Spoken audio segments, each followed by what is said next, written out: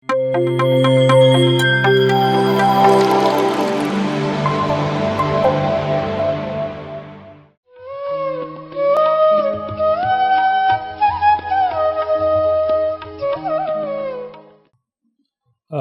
ಹೆಸರು ವಿಜಯಕಾಂತ್ ಅಂತ ಹೇಳಿ. ನಾನು 5 ವರ್ಷ ಆಯಿತು ಧ್ಯಾನಕ್ಕೆ ಬಂದು. ನಾನು ಪಿರಮಿಡ್ ವ್ಯಾಲಿಗೆ ನನಗೆ ಪರಿಚಯ ಆಗಿದ್ದು ಹೇಗಂದರೆ 2018 ಒಂದು ಸಲ ಕ್ಲಾಸ್ಗೆ ಹೋಗಿದ್ದೆ ನಾನು, ಬಸವರಾಜ್ ಸರ್ ಅಂತ ಹೇಳಿ ಕೆಂಗೇರಿನಲ್ಲಿ. ಸೊ ಅವ್ರು ಕ್ಲಾಸ್ಗೆ ಹೋಗಿದ್ದಾಗ ನನಗೆ ಅಲ್ಲಿ ಮೊದಲನೇ ಧ್ಯಾನದಲ್ಲಿ ನನಗೆ 4 ಅವರ್ ಕೂರೋಕ್ಕಾಯಿತು. ಯಾಕಂದರೆ ಫಸ್ಟು ಆ ಕ್ಲಾಸ್ನಲ್ಲಿ ಅವರು ಬೆಳಗ್ಗೆ 9ರಿಂದ 2 ಗಂಟೆವರೆಗೂ ಸೆಷನ್ ಇಟ್ಟಿದ್ದರು. ಸೊ ನನಗೆ ಅದು ಗೊತ್ತಿರಲಿಲ್ಲ ಆ್ಯಕ್ಚುಲಿ 4 ಅವರ್ ನಾನು ಧ್ಯಾನಕ್ಕೆ ಕೂರಬೇಕಂತ ಹೇಳಿ. ಸೊ ಮೊದಲನೇ ದಿನ ನನಗೆ ಒಂದು ಕೈಕಾಲು ನೋವು, ಸೊಂಟ ನೋವು ಈ ಥರ ಆಗ್ತಿತ್ತು. ಆವಾಗ ನನಗೆ ಗೊತ್ತಿಲ್ಲ ಅದು ಏನಾಗ್ತಿದೆ ಅಂತ ಹೇಳಿ. ಆಮೇಲೆ ಹೇಳಿದ್ರು ಅದು ಬಂದು ನಿಮಗೆ ಅದು ನಾಡಿಮಂಡಲ ಶುದ್ಧಿ ಆಗ್ತಾ ಇರುತ್ತೆ. ಸೊ ಆ ನೋವುಗಳೆಲ್ಲ ತಡ್ಕೊಂಡ್ರೆ ಮಾತ್ರ ನಿಮಗೆ ನೆಕ್ಸ್ಟು ನೀವು ಧ್ಯಾನ ಒಂದು ಉನ್ನತ ಸ್ಥಿತಿಗೆ ಹೋಗ್ತೀರಾ ಅಂತ ಹೇಳಿ. ಸೊ ಅವತ್ತು ನಾನು ಆ ಒಂದು 4 ಅವರ್ ಕೂತಿದ್ದು. ಇವತ್ತು ನಾನು 4 ವರ್ಷದಿಂದ ಒಳ್ಳೆಯ ಅನುಭವಗಳು ಅಂದರೆ ನನ್ನಲ್ಲಿ ಏನು ಅನುಭವ ಆಗ್ತಿದೆ ಅಂದರೆ ಒಂದು ಶಿವಶಕ್ತಿಯರ ಒಂದು ಅನುಭವ, ಅದು ನನ್ನೊಳಗೆ ಯಾವಾಗಲೂ ಅನುಭವಿಸ್ತಾ ಇರ್ತೀನಿ.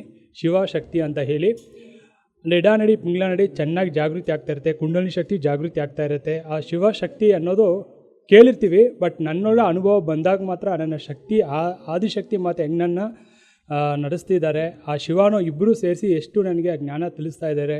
ಆ ಒಂದು ಅನುಭವ ದಿನೇ ನನಗೆ ಧ್ಯಾನಕ್ಕೆ ಕೂತ್ಕೊಂಡ್ರೆ ಬೇಗ ಅವ್ರಿಗೆ ಆ ಶಿವಶಕ್ತಿ ಒಂದು ಕಾನ್ಷಿಯಸ್ ಅಂತ ಏನು ಹೇಳ್ತೀವಿ, ಅವರ ಒಂದು ಶಕ್ತಿಗೆ ನಾನು ಕನೆಕ್ಟ್ ಆಗ್ತೀನಿ.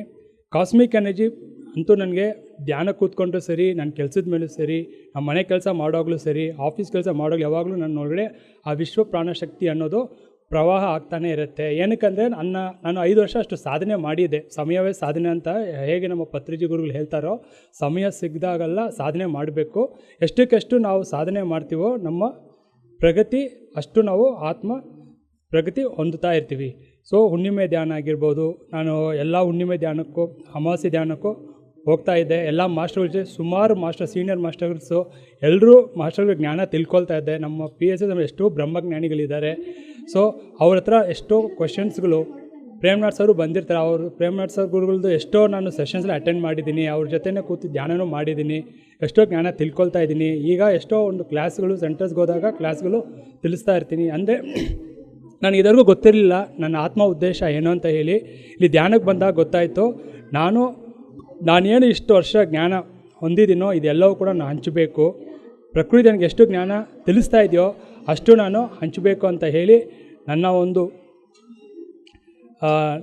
ಒಂದು ಏನಿದೆ ಇಲ್ಲಿ ಭೂಲೋಕದಲ್ಲಿ ಒಂದು ಕೆಲಸ, ಆ ಟಾಸ್ಕ್ ಏನು ಪ್ರಕೃತಿ ನನಗೆ ಕೊಟ್ಟಿದೆ ಅದನ್ನು ನಾನು ಮಾಡ್ತಾಯಿದ್ದೀನಿ. ಸೊ ನಾನು ಯಾವತ್ತೂ PSSMಗೆ ಕೃತಜ್ಞತನಾಗಿರ್ತೀನಿ. ಯಾಕಂದರೆ ಇಲ್ಲಿ ನಮ್ಗೆ ಸಿಗೋಂಥ ಜ್ಞಾನ ಯಾವ ಆಕ್ಸ್ಫರ್ಡ್ ಯೂನಿವರ್ಸಿಟಿ ಆಗಲಿ, ಕ್ಯಾಂಬ್ರಿಡ್ಜ್ ಯೂನಿವರ್ಸಿಟಿಯಲ್ಲಾಗಲಿ, ಹಾರ್ವರ್ಡ್ ಯೂನಿವರ್ಸಿಟಿ ಎಲ್ಲೂ ಸಿಗೋಲ್ಲ ಮಸ್ಟ್. ಯಾಕಂದರೆ ಜಗತ್ತಲ್ಲಿ ನಾನು 3-4 ಸಂಸ್ಥೆನಲ್ಲಿ ನೋಡಿದ್ದೀನಿ. ನಾನು ಇಲ್ಲಿ ಎಷ್ಟೋ ಉನ್ನತ ಜ್ಞಾನಗಳಿವೆ, ಎಷ್ಟೋ ಸೈನ್ಸ್, ಮೆಡಿಟೇಷನ್ ಸೈನ್ಸ್ ಇದೆ, ಯೋಗಿಕ್ ಸೈನ್ಸ್ ಇದೆ, ಇವೆಲ್ಲವೂ ಕೂಡ ಇದು ಒಂದು ಇಲ್ಲೇ ನಮ್ಗೆ ಸಿಗುತ್ತೆ.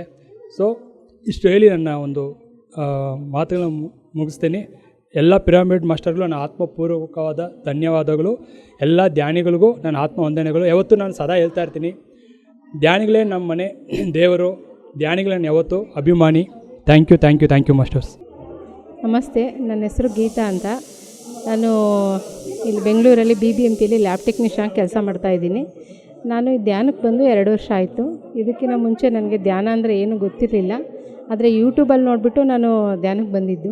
ಈ ಧ್ಯಾನದಿಂದ ಎಷ್ಟು ಉಪಯೋಗ ಆಗಿದೆ ಅಂದರೆ ನನಗೆ, ನಮ್ಮ ಫ್ಯಾಮಿಲಿ ಎಲ್ಲ ಫುಲ್ ಹ್ಯಾಪಿಯಾಗಿದ್ದೀವಿ ಧ್ಯಾನದಿಂದ. ಮತ್ತು ನಾವು ಮಾಂಸಾಹಾರಿಗಳಾಗಿದ್ವಿ. ಮಾಂಸ ಅಂದರೆ ಎಷ್ಟು ತಿಂತಾಯಿದ್ವಿ ಅಂದರೆ ನಾವು ಹುಟ್ಟಿದಾಗಿಂದನೂ ತಿಂದಿರೋದೆ. ಈಗ 2 ವರ್ಷದಿಂದ ನಾವು ಮೊಟ್ಟೆ ಸಹ ತಿನ್ನಲ್ಲ, ಮತ್ತು ಬೇಕ್ರಿ ಐಟಮ್ಸ್ ಆಗಲಿ ನಾವು ಏನನ್ನೂ ಮುಟ್ಟಲ್ಲ. ಫುಲ್ ಸಾತ್ವಿಕ ಆಹಾರಿಗಳಾಗ್ಬಿಟ್ಟಿದ್ದೀವಿ. ನಾವು ಧ್ಯಾನ ಕ್ಲಾಸ್ ಮಾಡಬೇಕಂತ ತುಂಬ ದಿವಸದಿಂದ ಆಸೆ ಇತ್ತು. ನಮ್ಮ ಮನೆಯಲ್ಲಿ ಈ ದಿನ ಪ್ರೇಮ್ನಾಥ್ ಸರ್ ಕರೆದ್ಬಿಟ್ಟು ಒಂದು ಕ್ಲಾಸ್ ನಡೆಸಿದ್ವಿ, ಧ್ಯಾನ ಕ್ಲಾಸ್ನ. ಅವ್ರು ಬಂದು ಕ್ಲಾಸೆಲ್ಲ ನಡೆಸಿದ್ರು, ತುಂಬ ಜನ ಬಂದಿದ್ದರು, ತುಂಬ ಖುಷಿಯಾಯಿತು ನಮಗೆ. ಮತ್ತು ನಮ್ಮ ಹಸ್ಬೆಂಡು ರಾಜು ಅಂತ, ಅವ್ರದ್ದು ಎಕ್ಸ್ಪೀರಿಯೆನ್ಸ್ ಹೇಳ್ತಾರೆ, ಕೇಳಿಸ್ಕೊಳ್ಳಿ. ಹಲೋ, ನಮಸ್ಕಾರ ಎಲ್ರಿಗೂ. ನನ್ನ ಹೆಸರು ಹನುಮಂತರಾಜು ಅಂತೇಳಿ. ನಾನು ಬಂದುಬಿಟ್ಟು ಧ್ಯಾನಕ್ಕೆ 1 ವರ್ಷವೂ ಆಯಿತು. ಬೌದ್ಧ ಪೂರ್ಣಿಮೆ ಅಂತ ಹೋದ ವರ್ಷ ಇತ್ತಲ್ಲ, ಆ ಟೈಮಲ್ಲಿ ನಾನು ಬೌದ್ಧ ಪೂರ್ಣಿಮೆಯಲ್ಲಿ ಪಿರಮಿಡ್ ವ್ಯಾಲಿಗೆ ಬಂದುಬಿಟ್ಟು ಅಲ್ಲಿ ಮೆಡಿಟೇಷನಿಗೆ ಕೂತ್ಕೊಂಡ್ಬಿಟ್ಟು ಅಲ್ಲಿರ್ತಕ್ಕಂಥ ಅನುಭವಗಳು, ಅಲ್ಲಿರ್ತಕ್ಕಂಥ ವಾತಾವರಣ, ಅದನ್ನೆಲ್ಲ ನೋಡಿಬಿಟ್ಟು ಧ್ಯಾನದ ಬಗ್ಗೆ ಮೊದಲೆಲ್ಲ ತಿಳ್ಕೊಂಡಿದ್ದೆ. ಅತಿ ಹೆಚ್ಚಿನದಾಗಿ ಡೀಪಾಗಿ ಏನು ಎತ್ತಂತ ನನಗೆ ಅಷ್ಟೊಂದು ತಿಳಿದಿರಲಿಲ್ಲ. ಅಲ್ಲಿಗೆ ಹೋದ್ಮೇಲೆ ನನಗೆ ಪ್ರಪ್ರಥಮವಾಗಿ ಧ್ಯಾನ ಅಂದರೆ ಏನು, ಅದರಿಂದ ಅನುಭವ ಏನು, ಆಸಕ್ತಿ, ಲಾಭ ಏನು ಅಂತಂದು ತಿಳ್ಕೊಂಬಿಟ್ಟು ಆಮೇಲೆ ಸತತವಾಗಿ ಕಂಟಿನ್ಯೂ ಮಾಡ್ಕೊತ ಬಂದೆ.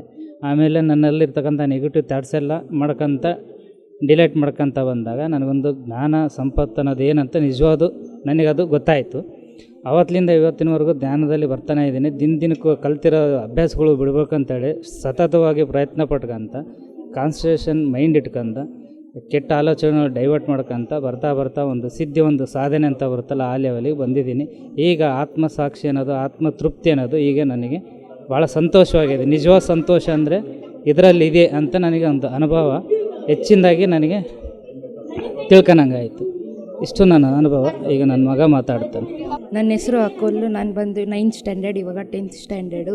ನಾನು ಎಕ್ಸಾಮ್ ಬರೀತಾ ಇರ್ಬೇಕಾದ್ರೆ ನನಗೆ ಸ್ಟೇಜ್ ಫಿಯರ್ ಇತ್ತು. ಆವಾಗ ನಾನು ಪಿರಮಿಡ್ ಕೆಳಗೆ ಪೆನ್ ಇಟ್ಬಿಟ್ಟು ಬರೆದಾಗ ನನಗೆ ಎಕ್ಸ್ಪೀರಿಯೆನ್ಸ್ ಆಯಿತು. ಮಾಸ್ಟರ್ಸ್ ಬರ್ಸಿದ್ದು ಮತ್ತು ಮೆಡಿಟೇಷನಿಗೆ ಬಂದು 2 ಇಯರ್ಸ್ ಆಯಿತು. ವೆಜಿಟೇರಿಯನ್ ಆಗಿದ್ದೀವಿ. Vegetarian 2 years. Thank you so much sir. PMC ಕನ್ನಡ ಚಾನೆಲ್ ಅನ್ನು ಲೈಕ್ ಮಾಡಿ, ಶೇರ್ ಮಾಡಿ, ಸಬ್ಸ್ಕ್ರೈಬ್ ಮಾಡಿ ಮತ್ತು ಮಾಡಿಸಿ. ಎಲ್ಲರಿಗೂ ಧನ್ಯವಾದಗಳು.